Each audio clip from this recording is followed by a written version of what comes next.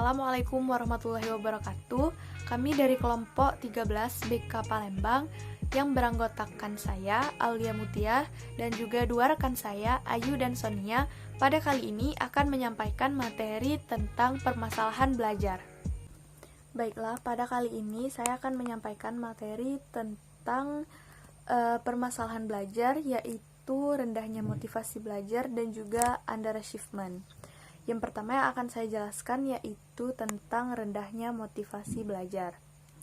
Motivasi yang rendah dalam belajar dapat menyebabkan pembelajaran yang dialami oleh peserta didik menjadi pembelajaran yang tidak kondusif.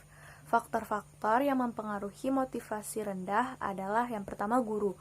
Pengajaran yang diberikan guru harus bervariasi supaya tidak monoton dan membosankan. Yang kedua, kemampuan peserta didik. Kemampuan peserta didik ini biasanya dipengaruhi oleh latar belakang kehidupan di perekonomian keluarga. Biasanya anak yang datang ke sekolah bermotivasi untuk bertemu teman saja, bukan untuk menimba ilmu. Yang ketiga, ada juga faktor sarana dan prasarana. Alat pembelajaran yang tidak lengkap atau tidak memfasilitasi pembelajaran peserta didik sulit untuk meningkatkan kemauan atau motivasi dalam belajar.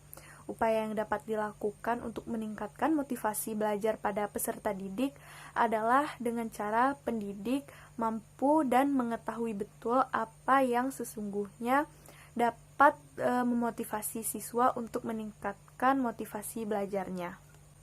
Kemudian materi yang kedua yaitu permasalahan belajar atau underachievement.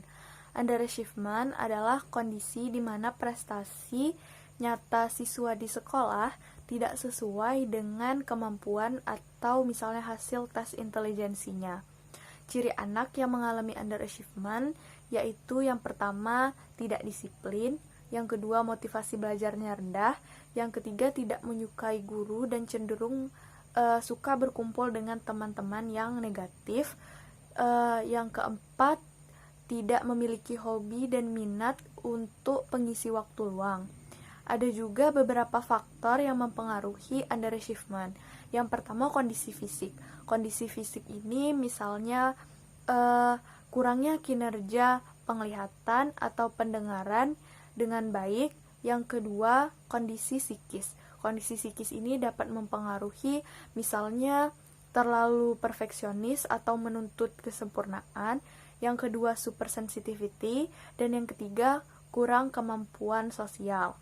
Yang ketiga, faktor yang mempengaruhi yaitu keluarga.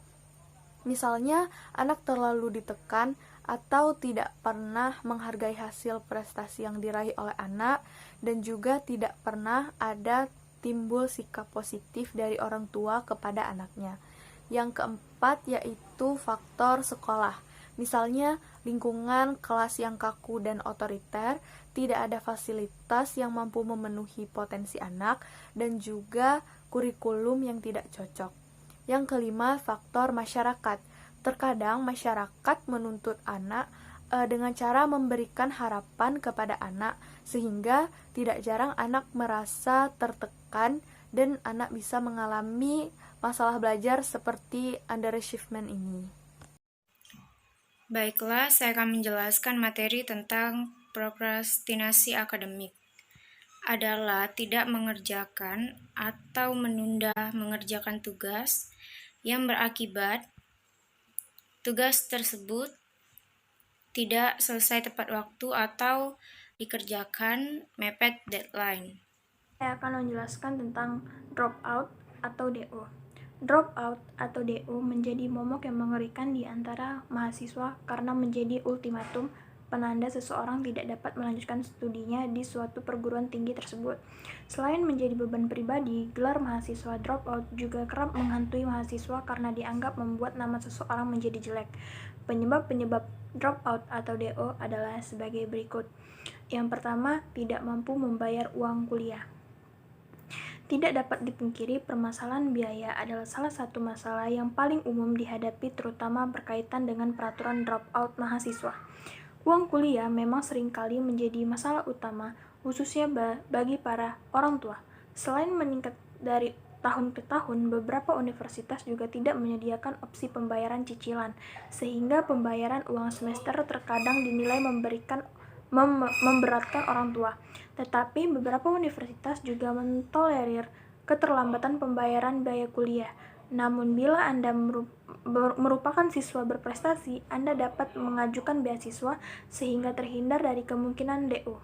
2. Jangka waktu pendidikan telah melebihi batas biasanya. Mahasiswa yang menempuh pendidikan S1 akan menjalani pendidikan selama 4 tahun. Bila memilih jalur diploma, maka akan lebih cepat lagi, yakni 3 tahun. Namun, bila terus mengulang mata kuliah dan menunda skripsi, akan membuat Anda menjadi calon korban dropout kuliah. Biasanya, universitas memberikan batas maksimal 14 semester untuk mahasiswa yang mengenyam pendidikan S1. Apabila melebihi batas, dapat dipastikan seorang tersebut akan di-DO. 3. Membuat masalah yang berkaitan dengan kriminalitas. Hal ini biasanya telah tertulis di buku panduan saat Anda melalui masa orientasi. Karena hal itu akan membawa nama buruk bagi alma mater Anda juga. 4. IPK minim terus-menerus. Mungkin Anda pernah mengenal istilah nasakom, nasib atau koma. Istilah tersebut diberikan pada mahasiswa yang IPK-nya berada di bawah angka 2, artinya nilai Anda semasa kuliah kurang mencukupi, dan itu akan berimbas pada evaluasi dan begitupun jumlah SKS yang Anda dapati. Pada akhirnya Anda semakin dekat dengan titel mahasiswa dropout bila Anda tidak segera meningkatkan IPK Anda. 5. Berbuat curang seperti menyontek dan plagiarisme. Hindari kebiasaan masa SMA ke dunia perkuliahan. Salah satunya adalah menyontek. Universitas sangat menjunjung tinggi kejujuran.